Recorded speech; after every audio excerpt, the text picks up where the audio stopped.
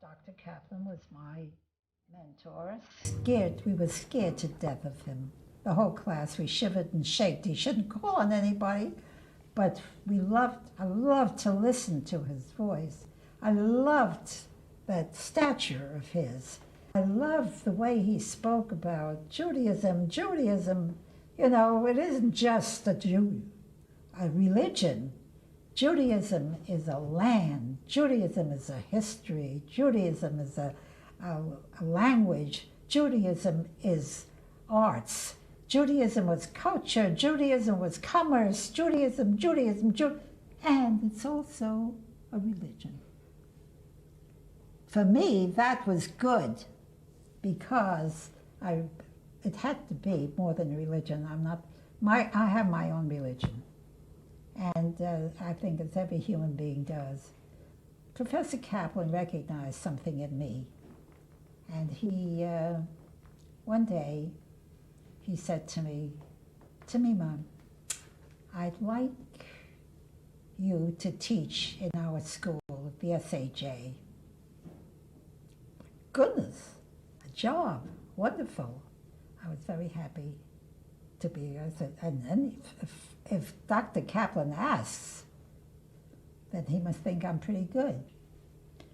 Now comes the day when he says to me, I've just asked my daughter Judith to come in because I'd like you and Judith to teach at the seminary, at the Teachers Institute of the Jewish Theological Seminary. You'll teach art, of course, and she'll teach music. So I said, isn't this man marvelous? He realizes that on every level, students, young, medium, old, all have to have the arts. And I taught there for 42 years. And we have marvelous times in those classes because it wasn't just making a cup, it wasn't just making a Jewish object. It was finding out who you are. And one day, and this was after I returned from Israel, he said to me, Temima, I'd like you to paint a mural for the synagogue. Oh, how wonderful! Oh, I was so excited about it. Yes, for the synagogue. Yes, in the rear of the synagogue, 2 doors, the entrance doors. And there was this kind of a shape. And I had just come back and I was full of Israel. I was full of the life there.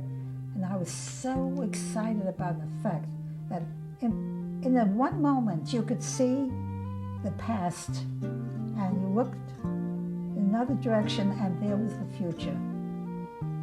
The youth, the science, the students, the universities, the chemistry departments, the experimentation, and here they were the Hasidim, and they're dancing, and they're doing all the things, yeah. And also the cheder, the children looking like old people, shuckling this way like old people, and here you see the young people marching with the flag. Where was I going to paint it? I couldn't paint it here. So I took an apartment on West 56th Street. It was one of these railroad apartments. You start north and you go south. You start south, you go north. You have the whole world in. And I I ordered up all these panels, canvases, huge. I closed the windows. I had drapes over the windows, locked the door, and began to work. And I didn't know whether it was morning, noon, or night. I didn't know that I was hungry until I felt that I'd just collapse.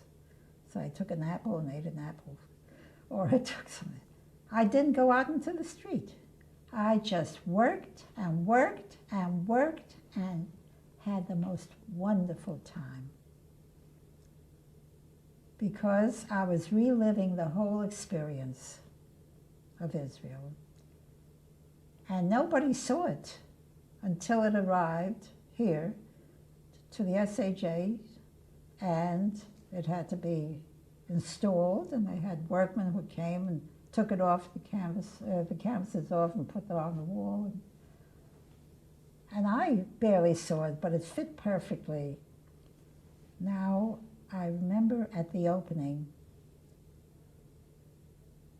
it was covered. I must tell you about my mother at this point, because it changed her whole attitude. My mother was a very pious Jew. My mother wanted me to get married.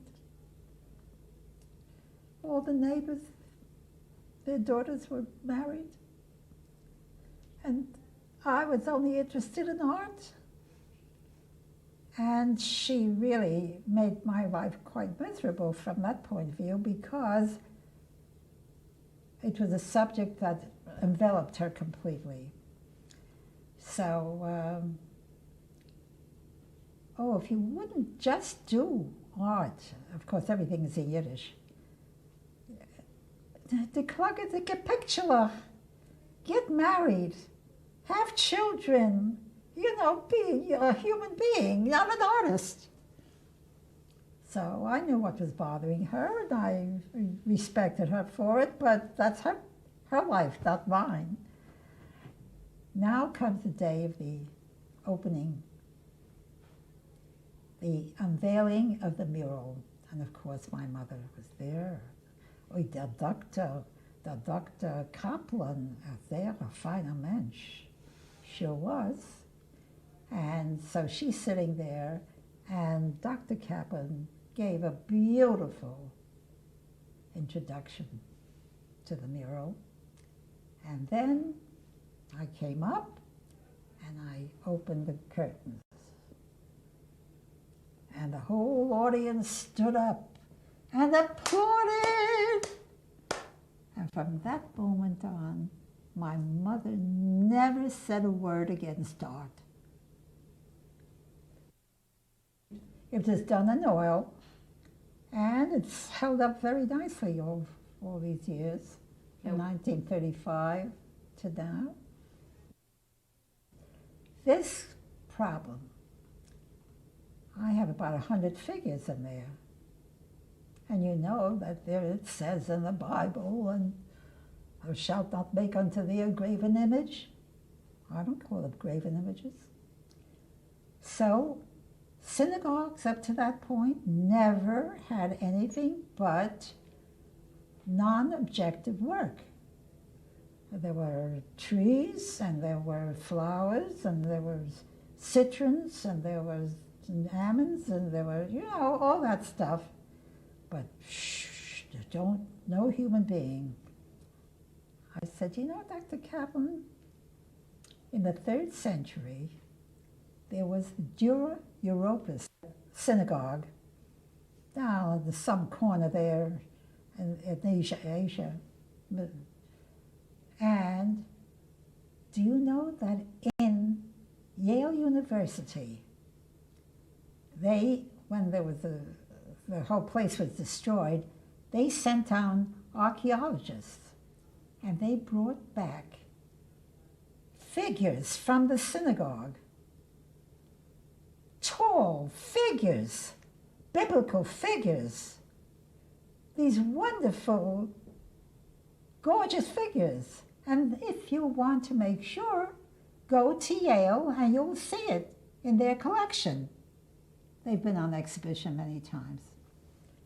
Well, so if in the 3rd century they could have figures, we don't have to worry about the 20th century.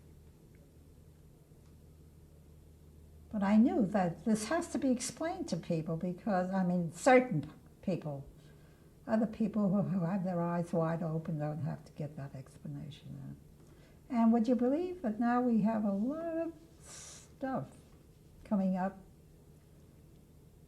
you know, from synagogues. Now it isn't only almonds and palm trees and stuff like that, but there are figures.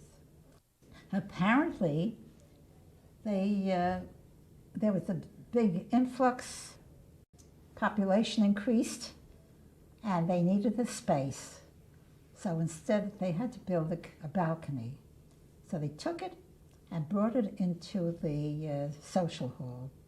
I almost died when I realized what had happened.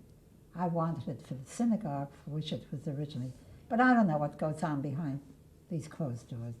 But it's a very good space, and if they lit it properly and kept it clean, it will last forever.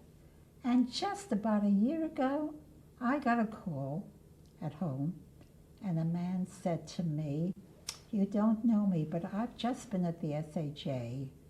I came from Israel, and I heard that there was a mural." And he said, "It doesn't belong at the SAJ, it belongs in Israel, in the Israel Museum. It's a historical piece. It'll get lost at the SAJ."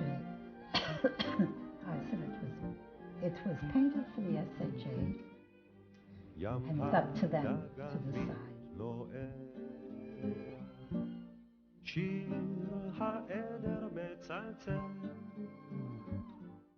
זוהי ארצי ושדותיה, זהו עמק יזרעאל,